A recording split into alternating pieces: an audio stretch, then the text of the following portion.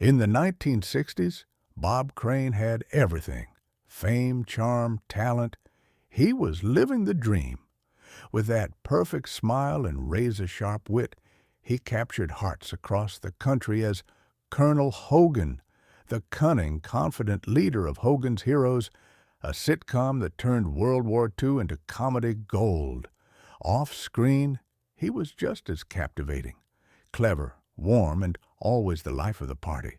To the world, he was a beloved television star. But behind the laughter, behind the applause and flashing cameras, Bob Crane's life was spiraling into something few could have ever imagined. What started as a celebrated career ended in betrayal, scandal, and a brutal, unsolved murder that still casts a long shadow. Long before Hollywood embraced him, Bob Crane had already become a star on the radio. In Los Angeles, his morning show on KNX made him a household name. He was known as the man of 1,000 voices, interviewing legends like Marilyn Monroe and Bob Hope with effortless charm. Even Walt Disney called him the fastest wit in the West. That sharp mind and electric presence led him from radio to television, where he caught the eye of Carl Reiner, landed a role on the Dick Van Dyke Show, and then found himself cast as the charming dentist on the Donna Reed Show. But it was Hogan's Heroes that changed everything. When the script first landed in his hands, he thought it was a serious war drama.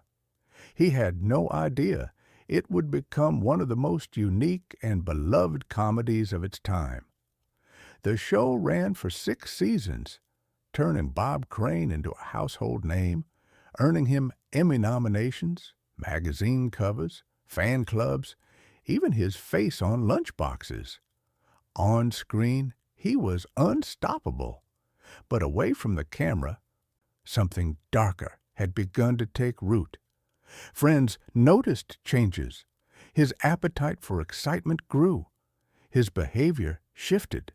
And quietly, his private life began to drift into territory far from the wholesome image he'd built. It began innocently enough, with an interest in photography. Crane loved experimenting with cameras, testing out video gear, recording moments. But that interest soon evolved into an obsession. A fateful friendship with John Henry Carpenter, a video equipment salesman from Sony, turned that obsession into something more dangerous. Carpenter introduced him to cutting-edge tech, and soon the two were inseparable, traveling together, setting up recording equipment in hotel rooms, capturing everything. To some, it was just harmless curiosity, but to others, it was disturbing. Crane seemed distracted, increasingly consumed by his side hobby and his marriage, first to his high school sweetheart Ann Tersian, then to Patricia Olson, his Hogan's Heroes co-star, crumbled under the weight of secrets and compulsions. By the late 1970s, his star had faded. He was working in regional theater, trying to rebuild his life, talking about walking away from his old habits, distancing himself from Carpenter. But the past wouldn't let go. And then one summer afternoon in Scottsdale, Arizona, everything came to a violent end. On June 29, 1978, Bob Crane didn't show up for lunch. When his co-star Victoria Berry went to check on him, she found a nightmare. Crane lay in bed, bludgeoned to death, his head battered, a camera tripod believed to be the weapon, an electrical cord nearby. No signs of forced entry, nothing stolen, no struggle. It was personal.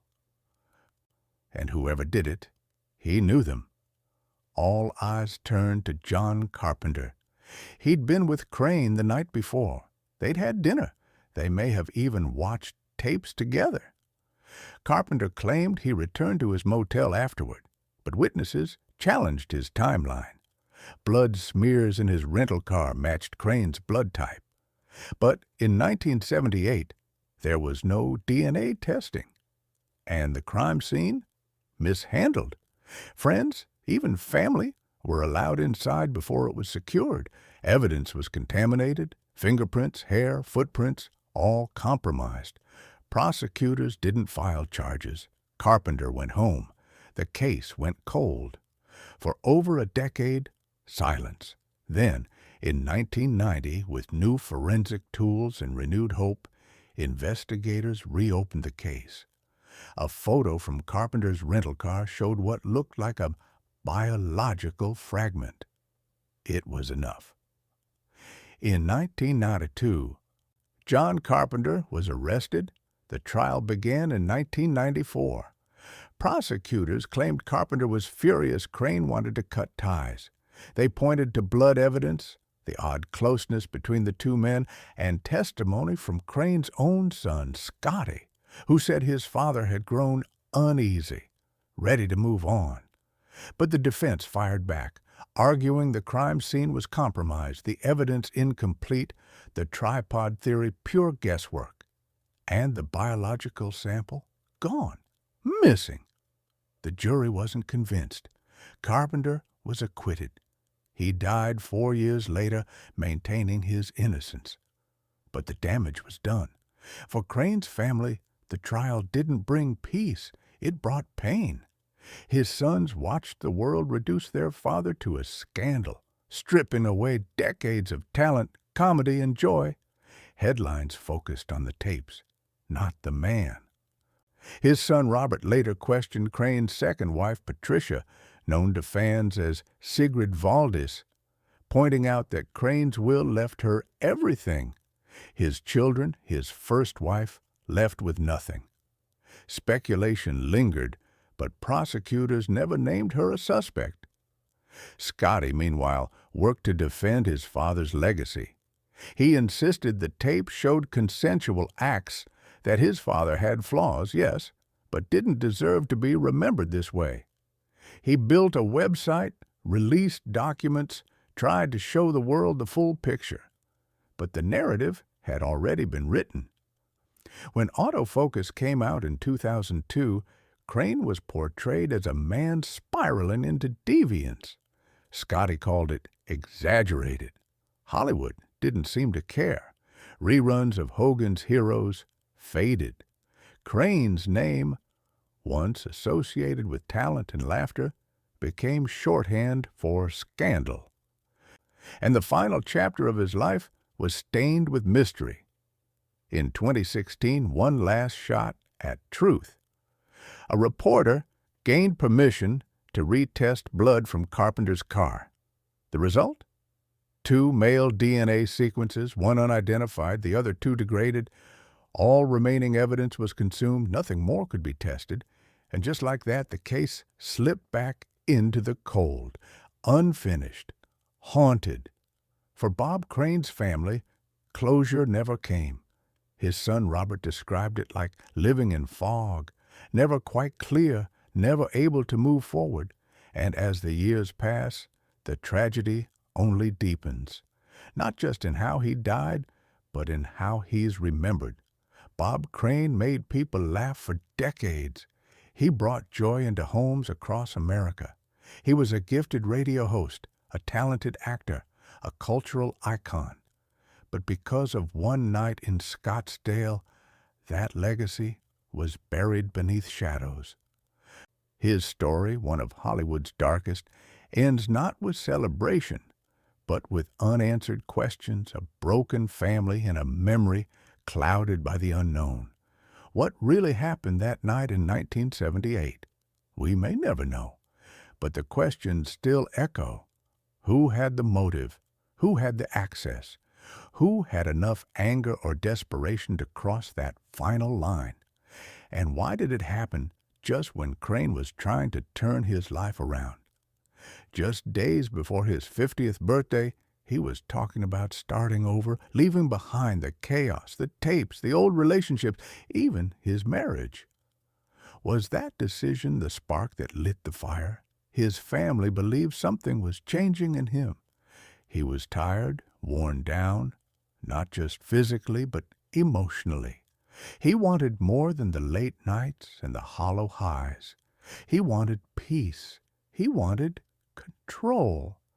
And most of all, he wanted to be remembered for who he truly was, not the scandal, not the tapes, not the headlines, but for the work, for the laughter, for the voice that kept people company on long drives and early mornings, for the charm that made Colonel Hogan a hero to millions, for the man who made people feel good even when the world felt heavy. But the media didn't allow that memory to survive. The press latched onto the more salacious parts of Crane's story. They turned his life into a tabloid mystery.